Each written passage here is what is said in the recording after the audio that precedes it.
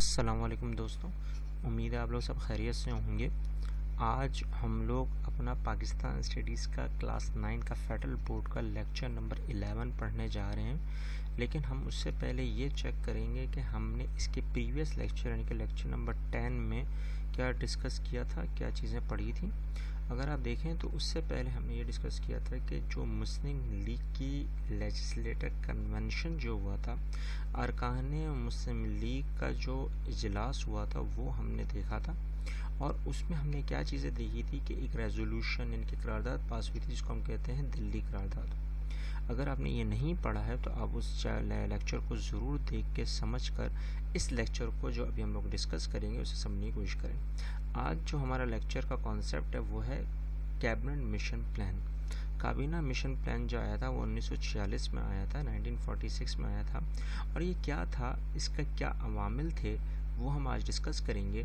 क्योंकि cabinet mission plan में सबसे अहम जो चीज़ हुई थी उस वक्त के हिसाब से तो वर्ल्ड वॉर 2 हो रही थी। अब वर्ल्ड वॉर 2 में अगर आप देखो तो उसमें जो लेबर पार्टी थी 1945 में उस वक्त के इलेक्शन में जो प्राइम मिनिस्टर बरतानिया के बने थे वो थे लॉर्ड एटली।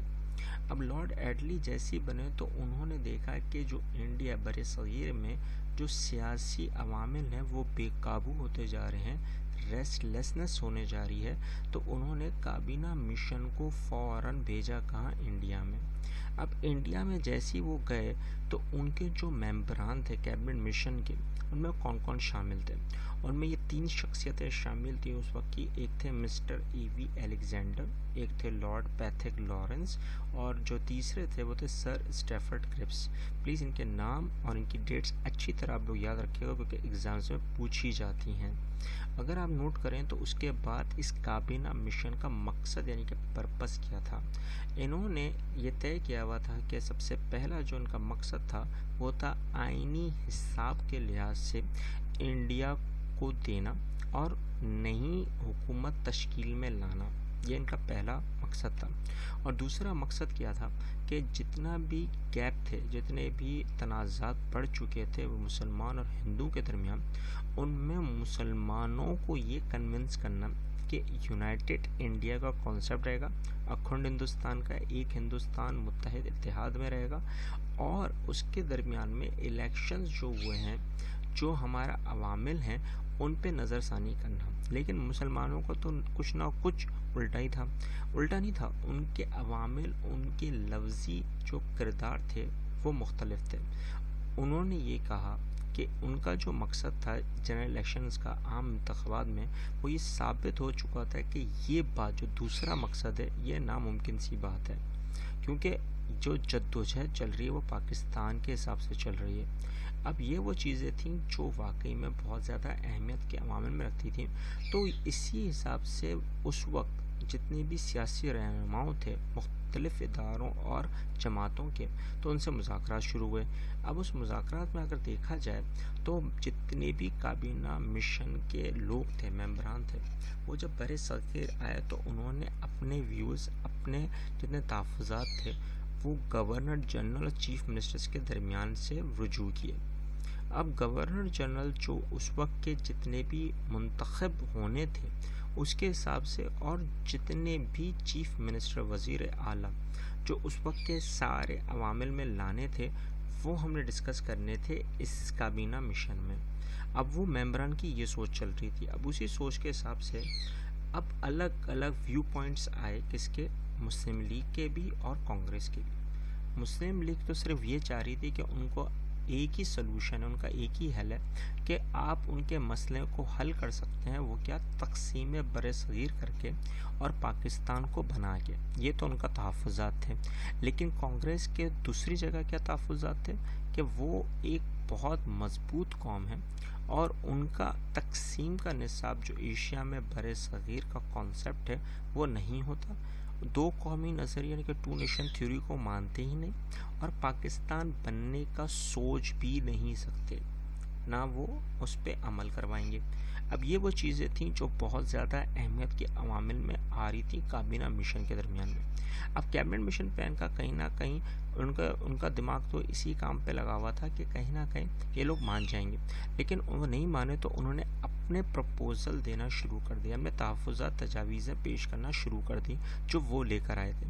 अब उन्होंने क्या करा कि उन्होंने 16 मई 1946 को, यानी कि 16 मई 1946 में कैबिनेट मिशन प्लान ने अपने तहफ़्फ़ुज़ात रख दिए। उनके व्यू पॉइंट्स क्या हैं, क्योंकि वो किसी नतीजे पे नहीं पहुंच रहे थे, क्योंकि ना कांग्रेस मांग रही थी ना मुस्लिम लीग मान रही थी, तो उन्होंने अपने तहफ़्फ़ुज़ात दे दिए। अब उस तहफ़्फ़ुज़ात में सबसे पहला जो कॉन्सेप्ट है वो क्या था, बरे-सग़ीर एक यूनियन है, सबकॉन्टिनेंट यूनियन। लेकिन अगर आप देखा जाए तो उसमें एक क्या बनेगी, वफाक बनेगी, और उसका काम क्या होगा कि वो एक यूनियन बना के रखेगी पूरे हिंदुस्तान को, और उसका डिफेंस मिनिस्टर, दिफाई निज़ाम, फॉरेन अफेयर्स, खारजा पॉलिसी और कम्युनिकेशन के राब्तों का निज़ाम, वो सब वही संभालेगी। और उस संभालने के हिसाब से जितना फाइनेंस होगा वो सब एक साथ डिस्ट्रीब्यूट होगा, और जितने भी उसके मामले में शहर होंगे, यानी कि यहाँ पे जोन्स हैं, सब्जेक्ट्स का मतलब जोन्स हैं, तो वो जितने भी प्रोविंसेस हैं उन सब में लागू होगा।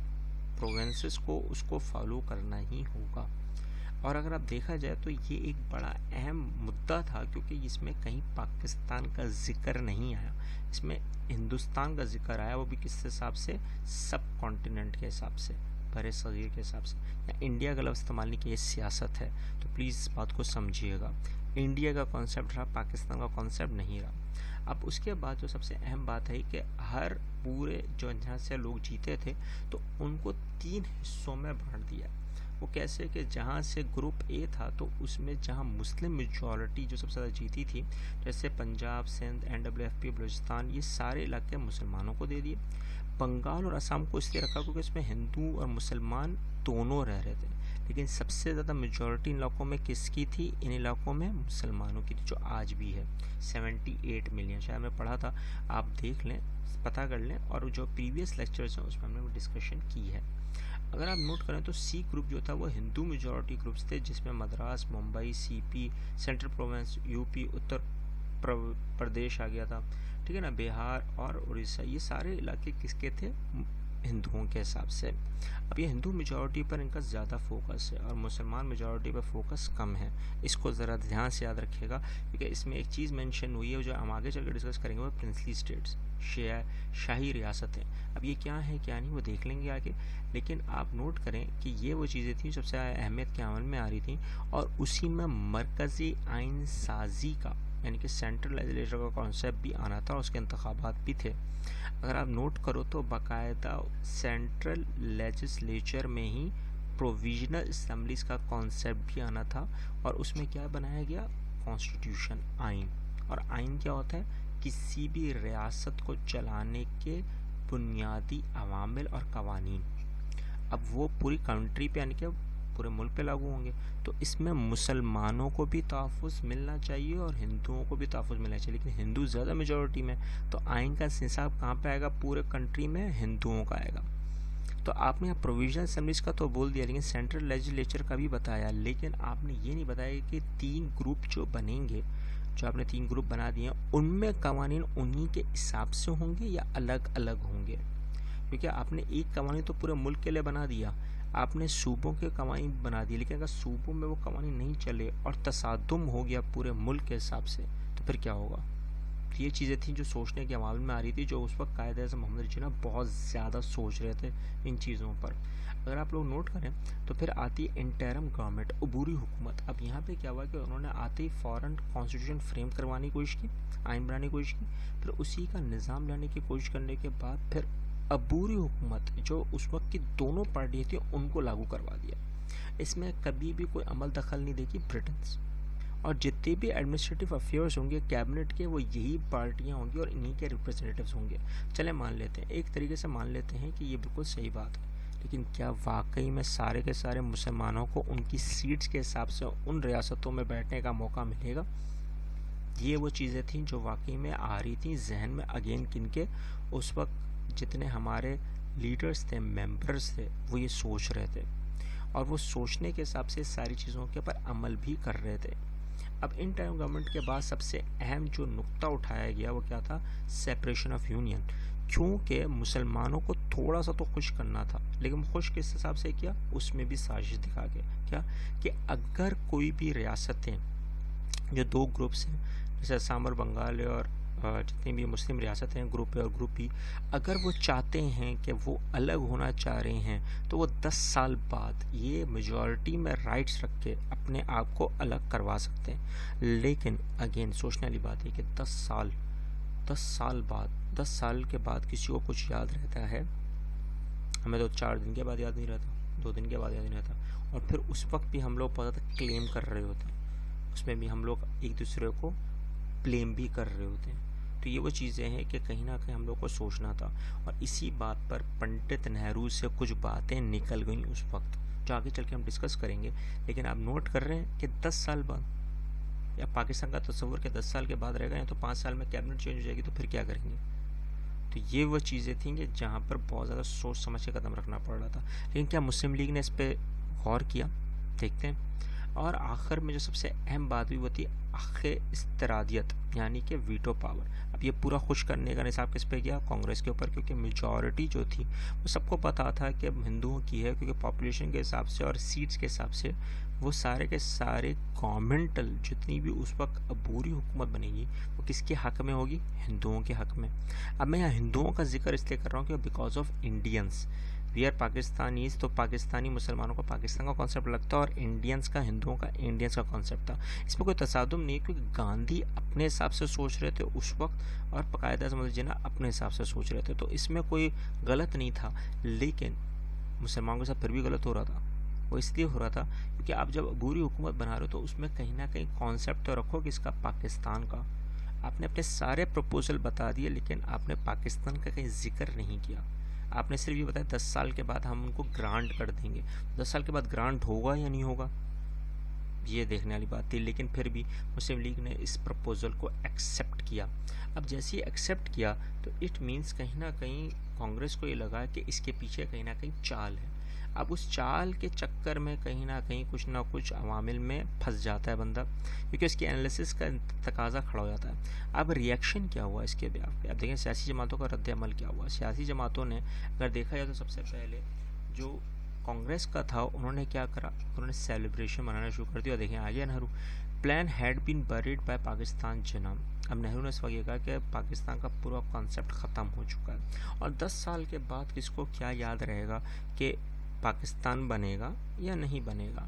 इसी हिसाब से मुस्लिम लीग ने भी उस वक्त बहुत ज़्यादा फ्रस्ट्रेटेड हो चुकी थी और बहुत ज़्यादा तनासुब में आ चुकी, तो उन्होंने पाकिस्तान का इसमें कोई जिक्र नहीं किया था, रिजेक्ट कर चुके थे। डिमांड जो थी, वो तलब जो थी, वो बिल्कुल ख़त्म हो चुकी थी, और प्लान बिल्कुल ही ख़त्म हो गया था।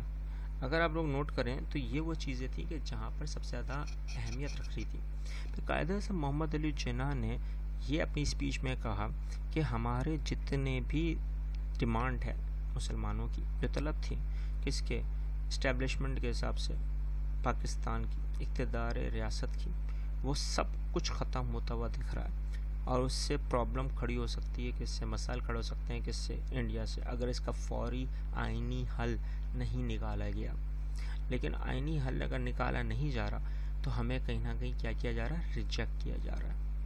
तो ये उस वक्त कायदे आज़म ने काबीना मिशन के सामने खड़े होकर अपने तहफ़्फ़ुज़ात दे दिए, और उसके देने के बाद सबसे अहम अवामिल आया फाइनल डिसीजन ऑफ कायदे आज़म। अब उनका क्या था, अब जाहिर बात है पूरी मुस्लिम लीग और कांग्रेस यही सोच रही थी कि अब कायदे आज़म क्या करेंगे। तो कायदे आज़म ने इस प्लान को एक्सेप्ट कर लिया, क्योंकि उनको पता था कि 10 साल के बाद कहीं ना कहीं कोई ना कोई तो अपॉर्चुनिटीज़ होंगी हमारे पास। लेकिन क्या ये अपॉर्चुनिटीज़ पूरी हो सकती हैं, क्योंकि बरतानिया भागने में लगी हुई थी, वो सब छोड़ छाड़ के निकलना चाह रही थी। और इसी दौरान कायदे मोहम्मद जिन्ना को एक चीज़ का भी पता चल चुका था, उनके पास भी टाइम बहुत कम था। वो किस चीज़ का था, वो अभी आप जानते हैं कि उनको इसी दौरान पता चल चुका था कि उनको टीबी है, वो बीमार हैं, और उनके पास वक्त बहुत कम है। तो उनको भी यह लगना शुरू हुआ कि शायद उनके बाद उनकी कौम, उनके लोग, उनकी आवाम इन चीज़ों को कहीं ना कहीं रद्द कर देगी और पाकिस्तान हासिल कर लेगी। तो उन्होंने यही कॉन्सेप्ट सोचकर, यही तसव्वुर करके इसको एक्सेप्ट किया, कबूल किया। लेकिन कांग्रेस को क्या लगा, कांग्रेस फ़ौरन बड़बड़ा गई। उनको ये लगा कि कहीं ना कहीं इसमें कायदे आज़म की कोई ना कोई चाल है, क्योंकि चाल का कॉन्सेप्ट, क्योंकि उनके दिलों में डर था, क्योंकि कायदे आज़म इतना ज़्यादा जहानत से तरीके से चल रहे थे कि उन्होंने ये लगा कि ये अगेन कोई ना कोई ब्लफ कर जाएंगे, और यही हुआ कि कायदे आज़म ने इसको एक्सेप्ट फ़ौरन किया, तो कांग्रेस ने इसको फ़ौरन रिजेक्ट किया। किसके कहने पे? पंडित नेहरू के कहने पे। जब पंडित नेहरू ने ये देखा कि कहीं ना कहीं चाल है, क्योंकि वो सीखते हुए आ रहे थे पीछे से कि कायदे आज़म कभी जेल नहीं जा रहे, बहुत सारी बातें जो हमने पहले डिस्कस की हैं, तो उसी हिसाब से कांग्रेस को धचका लगा और उन्होंने इन चीज़ों को रिजेक्ट कर दिया।